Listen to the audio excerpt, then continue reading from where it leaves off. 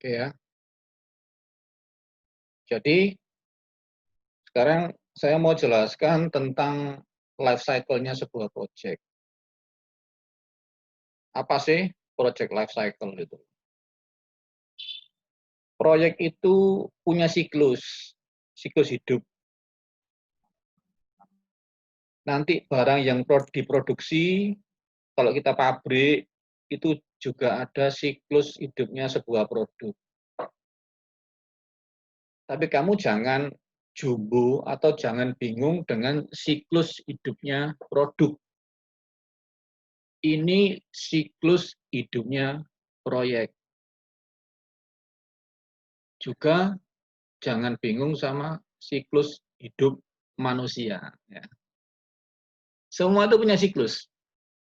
Kita hidup di dunia ini pasti semua punya siklus. Semua ada siklusnya. Ya. Siklus itu apa sih? Apa itu siklus? Siklus itu adalah keadaan di mana bisa berubah dan nanti akan kembali ke asalnya. Itulah siklus. Nah, contoh, saya kasih contoh aja. Kalau siklus hidupnya barang dulu aja, barang, mobil misalkan aja. Sebuah pabrik mobil, misalkan Toyota. Toyota itu menghasilkan mobil Kijang Innova tahun 2018 yang lalu. Ya. Dulu asalnya apa? Dulu ada asalnya Kijang kotak itu, ya. Kijang kotak, terus Kijang yang model yang baru itu, terus keluar Innova, terus sampai keluar yang belakangan ini, yang 2018-2019 itu. Nah, berarti nanti barang yang keluar tahun 2018 itu, pertama kali dia akan direncanakan dulu. Terus dia mulai dilakukan riset and development. Terus dia diproduksi. Setelah diproduksi dipasarkan, ya. Setelah dipasarkan omsetnya mulai naik 10.000 tahun kedua, bulan pertama 10.000, bulan kedua naik lagi 20.000, 30.000 penjualan dan seterusnya. Suatu saat nanti mencapai misalkan aja 150.000 unit di tahun 2020 misalkan aja. Sebelum COVID, ya, sebelum COVID. Misalnya itu angka-angka ini saya juga tidak tahu, itu misalnya aja. Nah, setelah 20.000 itu, setelah berapa tadi saya ngomong 10.000, 20.000, 30.000 sampai 150.000 itu, setelah itu dia akan stagnan. Stagnan itu artinya apa ya? Stagnan itu artinya dia tidak bisa mencapai hal yang lebih tinggi lagi. Tidak bisa bakal mencapai 200.000, 250.000, itu kan berarti akan naik terus. Ya. Dia akan stagnan di atas 50 misalnya aja, ini angkanya begitu, 150.000. Setelah itu dia akan apa? Dia akan turun 100.000, omsetnya turun lagi 80. Itulah pada saat terjadi penurunan. Sampai akhirnya sebelum itu turun terjadi, biasanya sebuah pabrik untuk siklus hidup produknya itu, dia akan membuat lagi produk yang lain. Kijang Innova yang versi tahun 2021 misalkan aja. Dia akan mulai rencanakan, pada saat itu sudah mulai di puncak, mau ke puncak begini, dia sudah merencanakan yang baru di sini. Sehingga ini pada saat sampai di puncak, nanti yang baru ini akan menyusul, menggantikan versi yang lama. Nah, dengan demikian apa? Pabriknya hidup terus. Kalau dia cuma produksi satu kali, ya sudah berhenti produk itu pasti nanti akan berhenti, akan turun. Akan kembali ke asalnya, ke nol lagi. Nah, kalau sudah ada yang diproduksi lagi ya pabriknya mati sudah. Itu siklus hidupnya produk. Nah, kalau siklus hidupnya manusia gimana? Manusia ya mulai dia lahir, gitu, besar kayak kamu teenage, dewasa, dewasanya panjang. Setelah dewasa tidak bisa lebih dewasa lagi, tidak ada. akhirnya sudah apa? Senior citizen. Senior citizen itu berarti orang yang sudah berumur. Seperti saya ini senior citizen. Gitu. Sudah tidak bisa saya lebih dewasa lagi, lebih dewasa, tidak ada manusia gitu. Gitu. Nah, terus mulai gradasi turun. Manusia juga begitu. Nah, kalau di proyek bagaimana? Kalau di proyek seperti yang Anda lihat di depan ini. Ya. Jadi, ada 4 tahapan. Kalau saya pakai annotate saya,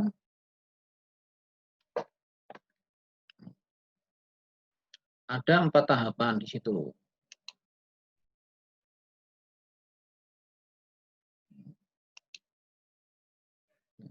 Tahapan pertama itu yang ini. Ini tahapan pertama.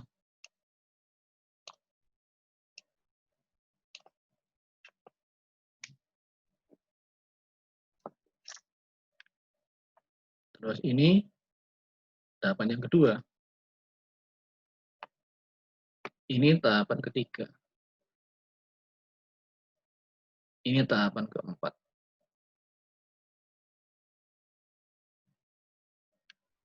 Jadi proyek itu pasti punya tahapan ini. Tahapan pertama, tahapan kedua, tahapan ketiga, tahapan keempat. Namanya apa tahapan-tahapan itu? Ini. Ini adalah tahapan inisiasi. Inisiasi itu adalah biasanya itu pola-pola berpikiran dari pemilik dan pelaksana proyek untuk melakukan proyek tertentu. Misalkan aja Pemkot Surabaya dengan kontraktor yang ada di Surabaya atau dengan vendor yang ada di Surabaya merencanakan ya toh. Wah, saya tak bangun air mancur aja ya toh di daerah Surabaya Timur situ. Gimana kalau dikasih? Oh, kalau gitu nanti modelnya harus seperti ini, Bu. Ngomong sama Bu Walinya misalnya. Itu adalah proyek inisiasi. Kira-kira nanti proyeknya itu modelnya bagaimana, air mancurnya bagaimana. Ya toh. Itu masih dalam bentuk brainstorming, masih dalam bentuk biasanya itu omong-omong. Ya. Pada saat omong-omong ini sudah ada activity. Ya. Nah, yang sumbu Y-nya ini apa? Yang sumbu Y-nya ini adalah sumbu biaya, rupiah. Ya. Artinya apa? Ya boleh rupiah, boleh sumber daya. Ya. Artinya sudah ada sumber daya yang digunakan. Misalnya aja kalau ini rapatnya di kafe A, kafe B, kemudian rapat di Pemkot, rapat di mana, gitu. Nah itu kan sudah ada uang yang keluar, sudah ada orang yang dilibatkan. Nah sudah ada mulai biaya di sini, meskipun kecil. Yang sumbu X-nya ini apa? Yang sumbu X-nya ini waktu. Waktu. Ya, mulai dia ada. Terus apa sih yang dilakukan di sini? Yang dilakukan di tahap perencanaannya adalah ini. Tujuan-tujuannya. Kira-kira nanti air mancurnya bentuknya seperti apa? Speknya bagaimana? Ada berapa pancuran dan sebagainya bentuknya, dimensinya, ya toh. Nanti siapa aja yang terlibat? Siapa aja yang bertanggung jawab? Oh ini masih ke bagian ini Pak, kalau bagian pengairan kalau begitu ya di sana dan sebagainya saya tidak tahu gitu. Nah inilah tahap perencanaan. Nah kemudian masuk ke tahap kedua.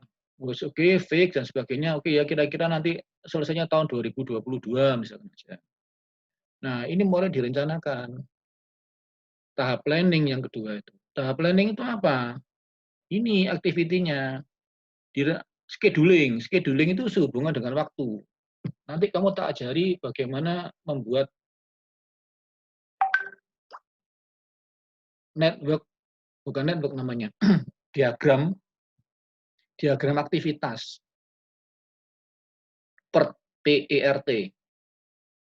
Ya, nanti ada bunder-bunder, nanti kita setelah ini kita masuk ke situ.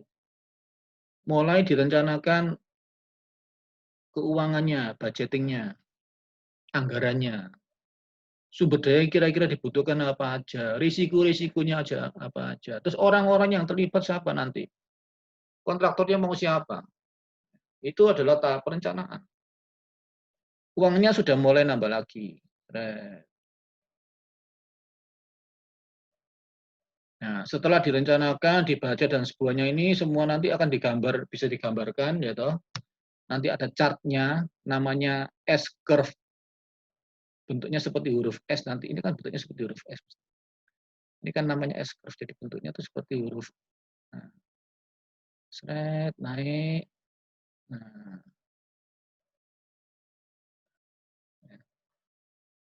ini adalah tahap perencanaan. Setelah direncanakan selesai, proyeknya sudah mulai jalan. Nah, sudah datangkan crane, sudah apa, ya toh, datangkan tukang, mulai kerja, beton, nanam paku bumi dan sebagainya. Itu adalah sudah di tahap sini, tahap eksekusi, tahap pelaksanaan proyeknya. Nah, di sini apa yang dilakukan nanti? Nah, ini kita harus mantau. Kita harus lihat progresnya, setiap aktivitas bagaimana. Apakah proyek ini, tugas ini selesai atau belum, tugas itu selesai atau belum, ini selesai atau belum. Nah, perubahan-perubahan yang terjadi, apa aja yang mesti kita ganti, apa aja yang mesti kita percepat, apa aja yang mesti kita perlambat, dan sebagainya. Oh, ternyata suppliernya ini masih belum datang Pak barangnya, kalau gitu ini jalan dulu aja, yang ini nanti. Nah, itu adalah di sini. Kita lihat kualitas dari setiap taskingnya, setiap kegiatannya. Oh, pekerjaan ini selesai 50%, pekerjaan ini selesai 70%. Dari mana lihatnya nanti saya ajarkan itu. Nah, di sini juga bisa dilakukan forecast. Nanti kamu tak ajari forecastingnya. Oh, kalau begini caranya, pekerjaannya tidak bisa selesai 2 minggu, Pak. Kalau barangnya seperti ini mesti nambah nih. Nah, kalau ini nambah berarti apa, pekerjaan di belakangnya akan mundur lagi, dan sebagainya. Ya. Biayanya tidak bisa sekian, Pak. Biayanya akan jadi sekian, itu forecasting. Nanti di belakang saya ajari forecastingnya. Nah, setelah semua ini berjalan, ya toh, biaya paling besar kenaikan tuh di sini, bagian eksekusi dan controlling di sini nih, ini bagian yang paling besar. Ya, nah, jalan terus, naik terus dia.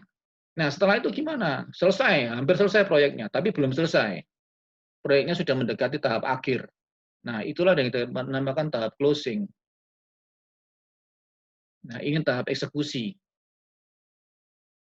Eksekusi and control. Yang ini tahap planning.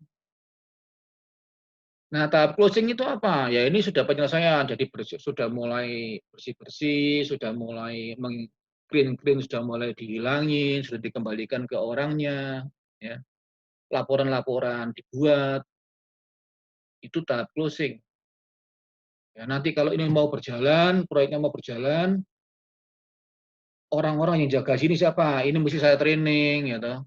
Orangnya saya training, customer-nya saya kasih tahu cara menggunakan listriknya begini, listriknya kalau ini di-on-kan itu yang bagian sini, buku manualnya dibuat dan sebagainya di sini. Ya, dokumentasi, terus resources yang harus dikembalikan yang mana, crane-crane yang sudah nggak dipakai, gerobak-gerobak, truk-truk yang sudah nggak dipakai itu kembalikan ke penyewa atau semuanya itu adalah tahap closing. Staffing, nanti kan ini jadi barang baru. Oh, berarti nanti mesti ada orang yang jaga ini, mesti ada cleaning service yang baru, dan sebagainya. Itu reassign staff. Jadi staffnya dirubah-rubah lagi. Karena skopnya tambah gede sudah. Ya. Pembelajaran-pembelajaran yang harus dilakukan. Ya. Laporan-laporan. Itu semua diselesaikan di tahap 4 ini. Nah, itulah siklus hidup proyek. Jadi, pasti lewat dengan cara ini. Berarti nanti apa Pak yang kita pelajari? Ya inilah yang kita pelajari nanti. Bagaimana melakukan scheduling, bagaimana melakukan budgeting, bagaimana mengatur resources, bagaimana mengatur risiko, bagaimana staffing. Ya. Kalau untuk pekerjaan ini butuh apa? Oh butuh, Pak, staffnya tuh melok, misalkan aja pembangunan gedung biotek itu. Kalau itu bagian yang ini tuh ikut karyawannya Ubaya aja Pak. Yang ini baru ikut dari luar misalkan begitu. Ya, itu staffing. Kalau di sini nanti sudah ada macam-macam, ya. Jadi bagaimana membuat progresnya, ya. Bagaimana memantau. Kalau satu kegiatan pakai milestone nanti, istilahnya ada milestone. Kalau controlling ini biasanya menggunakan milestone. Nanti saya ajari apa itu milestone. Kalau closing, ya sudah, closing hampir dikatakan, ya sudah selesai proyeknya. Kamu buat laporan dan sebagainya. Nah, itulah yang akan dipelajari di manajemen proyek. Cost-cost-nya dipelajari di mana? Di sini, pada saat menentukan resources, menentukan budget, ini belajar cost-nya. Ya. Oke, itu siklusnya proyek. Kalau di bukumu di sini, penjelasan saya itu ada di bab 2. Ya, di bukunya Pak Budi ini kelihatan apa enggak ini? Kelihatan ya, karena background-nya ya. Ada di bab 2. Dia menjelaskan tentang siklus hidup produk dengan siklus hidup proyek, jangan sampai kamu salah. Ada tahapan perencanaan, ya, tahapan inisiasi, tahapan eksekusi, dan controlling, tahapan closing. Sama. Nah, di bukunya Pak Budi ini, yang bab 3, struktur organisasinya proyek. Makanya kamu harus punya bukunya ini. Bab 3 itu struktur organisasi, bagaimana sebuah proyek itu mau dibuatkan badannya. Nanti di sini ada berbagai macam. Misalkan aja ada yang tipe hibrid, ada yang tipe proyek murni, ada yang tipe matriks. Ya.